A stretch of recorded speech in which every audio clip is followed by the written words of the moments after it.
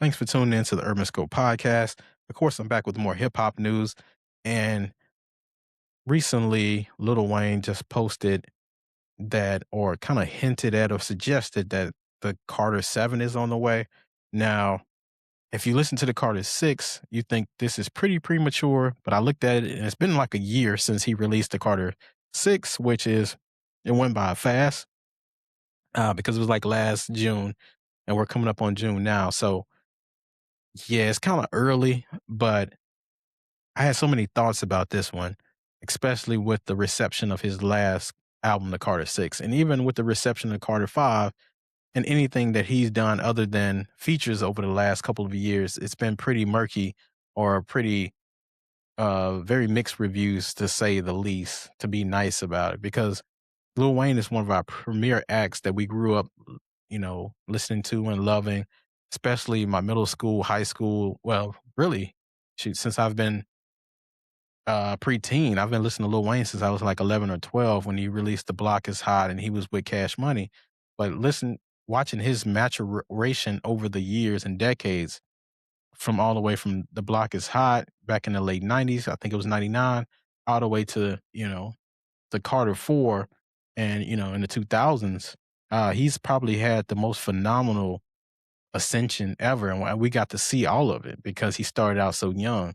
Artists like a Jay Z or artists like a Jeezy, we saw them as adults. We didn't see them as kids rapping it all the way up. You have guys like Bow Wow that kind of had a hiatus, but for the most part, we don't see an artist's trajectory that long unless you're like Michael Jackson. But that's the R&B world. That's when you usually see it, not in rap. So for him to come out this way and still be relevant is it's just it's just rare in itself.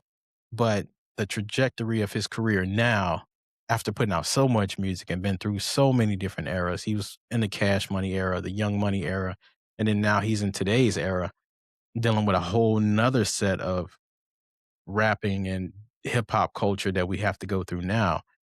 But I hate to see his trajectory go this way because of what he meant to me in my childhood all the way up into my adulthood. But for him to name the next album the Carters is, I think, is a mistake because I think he needs a tune-up game. It's like those college teams when they play week 0 or week 1, they play like some kind of Division 2 or Division 3 team or some, lesser Division 1 team first week. They need a tune-up game to see, make sure the offense is in tune, the defense is good. A game that you can kind of experiment in. And I think he needs a mixtape, which they don't do anymore, or needs to name the next album something else. But maybe he has information. I'm pretty sure he has information that we don't have, and maybe he's just ready to redeem himself from that Carter 6 fiasco. Now, I think one of the big things he has to address is his team, the producers that he finds, the management, the even the collaborations. Because that Carter 6 album had only like maybe 2 good collaborations. The rest of it, it was just way off, and it sounded like it was leaked and somebody AI'd it. It didn't sound like Lil Wayne's best work, and it didn't sound like he was in his best mind frame when he made the Carter 6. So to come out with the Carter 6 or the Carter 7 a little less than a year later is kind of too premature, I believe. And I think it might be a mistake, especially if Carter 7 isn't received well, because we hold the Carter series in high regard, especially those first three. The fourth one was okay. The fifth one was, but then the sixth one was the worst, clearly, out of that series. But many people argue between the Carter 1, 2, and 3, which I've did a segment on. Check that out if you haven't seen it. Which is the better Carter out of the series, the Carter 1, the 2, or the 3. Now, 4, you could live with it, and then 5, you was like, okay, he's kind of slipping, and then 6, he just fell completely off. So to see the 7 completely off, it might be done. He might be a wrap for his career.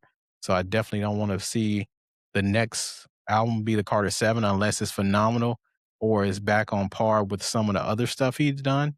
But if it's not good, it could be detrimental to his career. And I think it's part of why he's putting out the Carter 7 so early is for redemption, because people has played on Lil Wayne's name over the last couple of years, with the Super Bowl snub and just with the Kendrick Lamar stuff and with him not being invited to the Grammys and all these award shows he talked about. His legacy means too much in hip hop not to invite him to things or to not put his name up there with the greats. Because regardless of what he does for the rest of his career, he's gonna be top 10 hip hop artist of all time. You have to put him up there with the Biggies, Tupac's, Jay's, Nas, Commons, T.I.'s, all those guys. You have to put him in the top because of what he's done productive wise and the length of his career. LeBron played 20 plus years. Lil Wayne's been in the game for over 30 years. So, and to still be relevant and to put out that much heat and have those many hits and contributed so many great things, his legacy, I mean, can't be tarnished from that side. The only thing you can say is towards the end of his career, he kind of fell off solo.